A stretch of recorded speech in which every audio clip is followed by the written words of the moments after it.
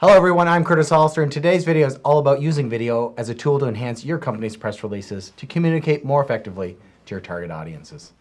According to recent studies, there are over 400 public issuers using video to enhance their investor relations activities. The types of videos can range from informational style content meant to brief prospective investors to press release style videos that have a management team member talking about quarterly results or some market relevant transaction, like the acquisition of a rival. Joining me to talk about his experience creating a video strategy and executing over 25 IR videos is Michael Salter, Senior Director of Investor Relations and Communications at MOSAID Technologies. Michael, welcome to the show and thanks for joining us. Absolutely, Curtis. Great to be on the show. So, Michael, you started working with video in 2010 when you launched your own video-based investor channel. What was your initial rationale for doing this, and what was your vision for how you thought you'd be using video within your own IR strategy? Well, let's start with the vision. The vision was to create a new way of connecting with shareholders, and behind that was an analysis really of the entire direction of communications. And we had settled on the use of video as being immediate and creating a personal connection with management that was not that was something that not all shareholders had. It was a huge differentiator for us. And that was the original analysis that we did. Now, talking about content, you guys have created over 25 videos in the last year and a half, 2 years, basically. And you're one of the first companies to create this much content. Yet you were a sub $1 billion market cap company. You've talked a little bit about the institutional side. Did this allow you to kind of engage retail and institutional? How would you say the mix was? I think that, well, regardless of what the mix happens to be, the continual complaint really from senior management is that it's simply not time or cost effective to try to meet with retail shareholders. You might go to a branch office of an institution that's covering you and meet with some big book retail brokers, and that's about as far as it goes. So as far as extending your reach to retail shareholders, this is just practically the only way I can see it to do something that approximates a face-to-face meeting.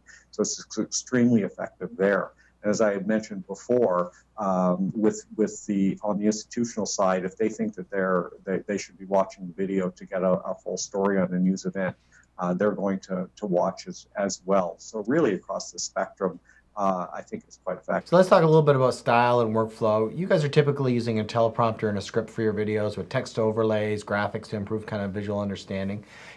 How did you find this to produce from the point of view of effort? Who were the main characters as far as the management team? And what kind of feedback would you have or advice would you have for anybody that's kind of going down the path of either creating a scripted video or creating kind of a Q&A style video? Yeah.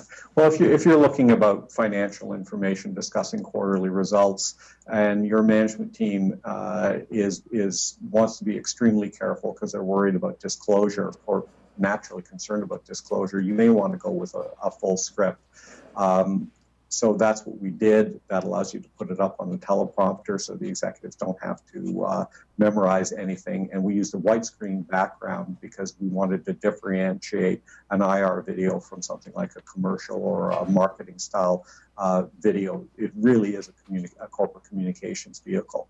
And then because you have the white screen in the background, that allowed you to put up graphic elements. And the key reason here really is that, as we all know, if you listen to somebody talk on a white screen for a couple of minutes, there is a talking head effect. So the addition of captions and graphics, mild use of visuals really just helps you keep the viewer interest. And that style of video evolved over time. From a management perspective, we used our CEO, our CFO, and then our general counsel and occasionally a few other VPs. Creates an audience identification naturally if they are seeing the top couple of people continually with the company. And then internally, one thing to add is it was just great. A lot of people wanted to appear in our videos. It created a buzz within the company. People felt that we were doing something new and quite modern. and it made them feel better about the place that they were working at. And as I mentioned, a lot of people did want to be in the videos when they saw how it was enhancing the reputation of the executives. And a lot of companies are doing these kind of question answer style videos as well, where it's like the IRO or the CFO interviewing the CEO, which creates kind of a natural, just the way that you and I are talking right now. It creates kind of a nice question answer dialogue where people can connect with the CEO management team. It really is about what your management team likes to do. As I said, if you were, some people feel more comfortable with a formal presentation, a script, because it fits. For instance, our company likes that. We are more conservative, but the kind of interactional video that we're doing now, I think that is also great. Different management teams are going to want to do different kinds of things. And really, that's great. So to a high degree, it's whatever suits your team. And when we're looking at the kind of the next step, so you've got your video. What's the next step that you do? Most of the companies that are in this space now, the wire services, they've got ways of embedding this now via YouTube. Like, what do you do next? Well, it really is, you've gone to the time, effort, expense of producing a video, and you want to push it out to as broad an audience as possible. So, of course, it is on your website, and you want to get it onto as many platforms as you possibly can. Relatively easy to do. So if you're using a newswire service, then obviously your embedded video is going out and it's resident on their website. MOSAID has a YouTube account, and we would load it to our own YouTube channel, and it would be there. Thompson runs Reuters Insider, which is a video-based 24-hour-a-day news type show. We have a MOSAID branded channel on that where we've loaded all our video content, and it really just goes and goes. So if there is a platform out there where you think it's appropriate to load your content, you can get it out there and relatively quickly really enhance your viewing audience. That's the main point. Always with links to take them back to your website, of course, if they want to go there and check out all the information about your company. So, and to that point, a lot of companies now are embracing social media within their IR strategy. This is obviously the kind of content that you want to be pushing into your social media strategy to make it interesting. Nobody wants to reread a press release from the wire service as well as in your Facebook page. They want to see something that's a little bit new and dynamic and that's different, obviously.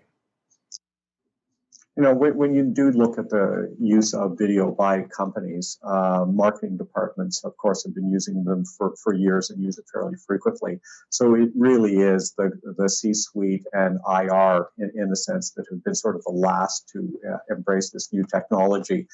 But it is a visual world. We all know the popularity of YouTube and video in general. So what it really becomes is starting to experiment with video and building yourself content that you're comfortable in putting out there, developing a workflow, developing an approvals process that your management team is comfortable doing. There is a learning curve, there's no question, but over time you find that in the same way that you produce any other type of corporate content, you get better and better at it as time goes on. So really my recommendation would be to jump in there and start experimenting with video. It's not as difficult. As you think, there's no way it's as expensive as it used to be 5-10 years ago when you had to bring in full production companies, go downtown somewhere, massively expensive equipment. It really is a new world when it comes to video. And as I said, it's a great way of creating connections and a great way of engaging your Absolutely. It can be as easy as doing it the way that we're doing it right now, in the sense of this is a quality connection. This is an HD webcam. It makes it very accessible at an extremely low cost. Just in closing, what kind of videos or what kind of press releases should people be considering for video content? If they're doing 20 press releases, you don't need to create a video for announcing your AGM, but is it quarterly results? Is it deals? Which ones is your advice? I really do think that anyone who's been in corporate communications for any length of time intrinsically knows what the high impact press releases are. And those are the ones that you want to be doing a press release on.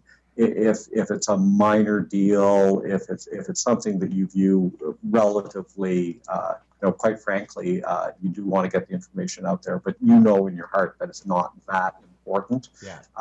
Then I don't think you're going to be doing a video about it. But high impact press releases, you really should be doing a video to accompany those. Michael, thanks so much for your time and your contribution today. Absolutely. It was great to do this, Curtis. If you'd like more information or to speak with Michael on his opinions or get any kind of feedback on your own strategy, you can email Michael at salter@mosaid.com. If you'd like more information about how you can start embedding videos into your press releases, you can contact me, Curtis Alster, by emailing me to curtis@investorcandy.com. Thanks so much for your time. Until next time.